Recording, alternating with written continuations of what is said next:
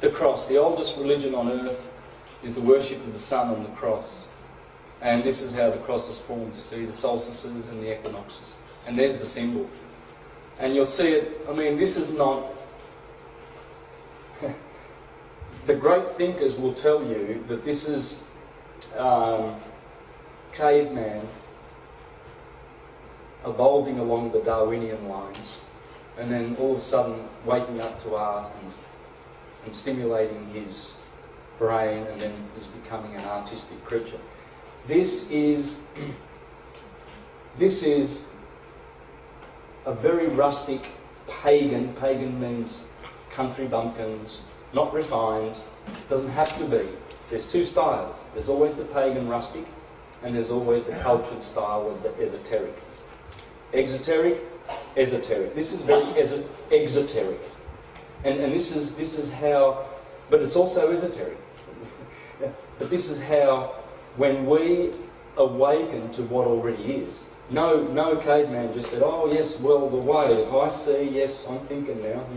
Must be expressed like that, or whatever." We remember this science. You can't invent it. There's nothing new under the sun. You see, so this would be explained by we remembering who we are. The astrologers say when we return to the science, the mother of all science is astrology. When we return to it, it is because we have awakened and remembered who we are, and we look to the stars and remember this is where we came from, you see. And because that's why humans can look up. Animals don't contemplate stars. Not even the smart ones like, well, they may. We don't see them contemplating them. It appears that they don't. But we certainly do contemplate and wonder, It's got to be more, etc. So this is what we're doing. We are remembering this. And here are the most ancient of all glyphs which are revealing the wave. This is all based on the wave. Light. Vibrating light. Universal mind thinking. Every culture. That's the secret of creation. The wave. Here is a very elaborate... I think this one turns up in a bigger slide in this presentation, but this is in the temple in India to the sun. The 8-spoke wheel. This is a fine carved stone. This is like very hard stone carved in India, polished in the temple of the sun. There's about 24 of these wheels all around, or 12 of these wheels around the temple. The temple of Konark. Karnak in Egypt, Konark in India, and Karnak in France. Because it's all about Aries, the head. Karnak, the head. Later the cross became more prevalent in some cultures, but the wheel is still evident. There it is. This is the cross that I'm having, that I have on my... someone gifted it to me from Ireland. There they are. It's always been there. The Egyptians knew of this. The Assyrians. Early Christian crosses. There's the Roman cross. It's all the wave. There's Jesus on the cross. Jesus comes from IES. Yes. Yes. The Son. Jesus. Positive. Affirmative. Jesus is the Son. He is always depicted as the Son. Churches are doing it without even knowing.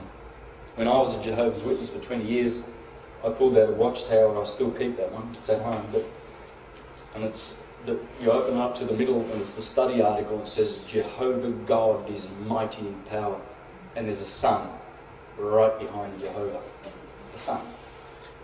There's many different styles of swastikas. Swaz means Shiva. This is the symbol of Shiva, the destroyer. Depending on which way his arms are pointed. But you have them all over the world. It's the wave. The secret of creation is in the wave. The ancients knew this, and they were leaving behind something that they knew would be misunderstood with the the dropping of consciousness that we have experienced in the last Piscean age, the Iron Age. I mean, there have been inquisitions and people have killed other people because they don't have the same religion.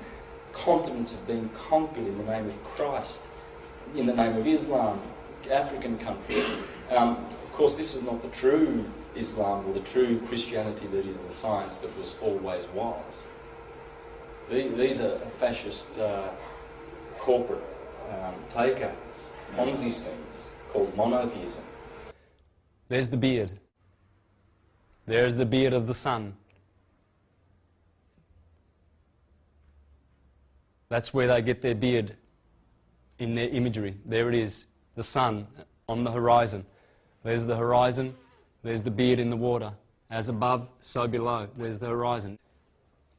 There it is.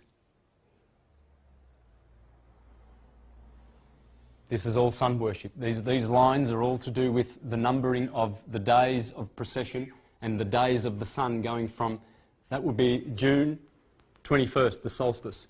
This would be March, this would be Libra, this would be Capricorn.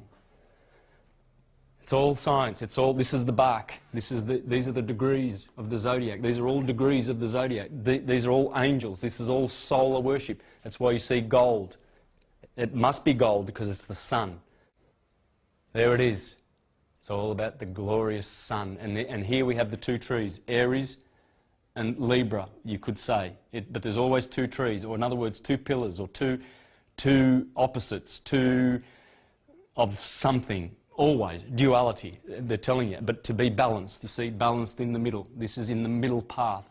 This is a man who has walked in the middle path, burst his pineal gland, call this the Uraeus. There you have a bird and a serpent. The bird, these have to do with the features in the brain, in the brain. In the brain you have these two animals.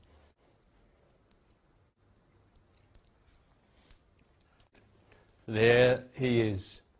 Same story, there's no difference. Bird brain, because you've got the amygdala in your brain, and it's a bird feature that's in your brain, like Ammon's horn, the hippocampus. This is the pineal gland. This is the serpent that comes forth, that opens up. This is when you receive the blood of the Christ, the Karast, Ra, and you become illuminated. This is the sign of illumination.